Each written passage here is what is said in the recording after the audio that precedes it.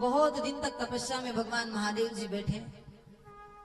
उनके शरीर से पसीना निकला, पसीने की बूंद गिरी, एक बेटी प्रकट हो गई। वैसे तो नर्मदा जी को कहा शिवप्रिय मेकल सेल सुतासी, मेकल के ऊपर जन्मी है। बेटी किसकी है?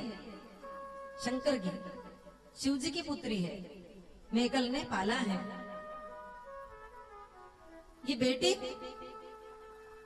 बड़ी विद्वान, बड़ी ज्ञानी, क्योंकि शंकर भगवान का ही अंश है, इसलिए पिता के घर रहती है, पली बड़ी हुई।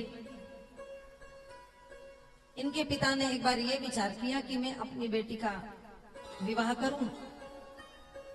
एक विचित्र प्रकार का गुलाब कागली नाम का एक पुष्प होता है, गुलाब कागली, उसका पुष्प जो ला करके दे देगा उससे मैं अपनी बेटी का विवाह कर दूंगा, और होना चाहिए राजा का पुत्र, राजकुमार।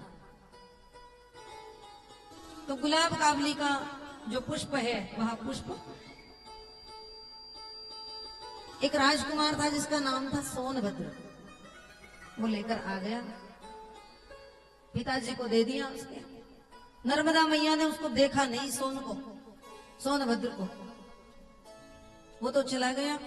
अब इन्होंने इनका विवाह उससे तय कर दिया, पक्का कर दिया। लेकिन विवाह में थोड़ा विलंब था, बहुत समय लग रहा था।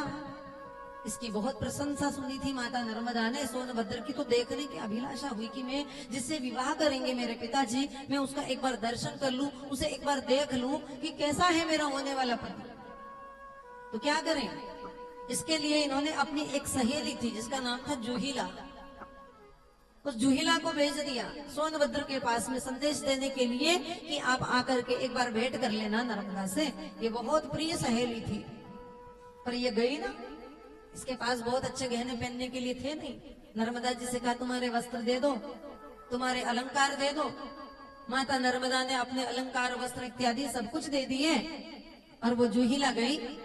सोनभद्र ने देखा, विचार किया, क्योंकि वो भी बहुत सुंदर थी। जैसे ही नर्मदा जी के वस्त्र अलंकार पहने हुए देखे, तो उसने विचार किया कि नर्मदा स्वयं मुझसे मिलने के लिए आई है, और उसको वो मन दे बैठा। और ये जूहिला भी जब सोनभद्र को देखा तो इसका मन भी उसके ऊपर आ गया।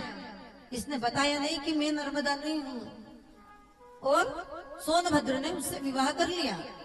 उसका विवाह हो गया। बहुत दिन तक मां प्रतीक्षा करती रही नर्मदा मैया, और जब जूहिला लौट करके नहीं आई, तब नर्मदा मैया को पता चला कि सोनभद्र का विवाह तो जूहिला से हो गया। तो मां को बड़ा क्रोध आया, उल्टी दिशा में चल पड़ी।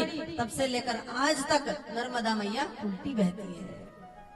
प्रण कर लिया कि मैं आजीवन विवाह नहीं करूंगी, अब किसी और से विवाह नहीं करूंगी, ऐसा प्रण मां नर्मदा ने किया, और नर्मदा मैया चल पड़ी। इसके पूर्व में जब ये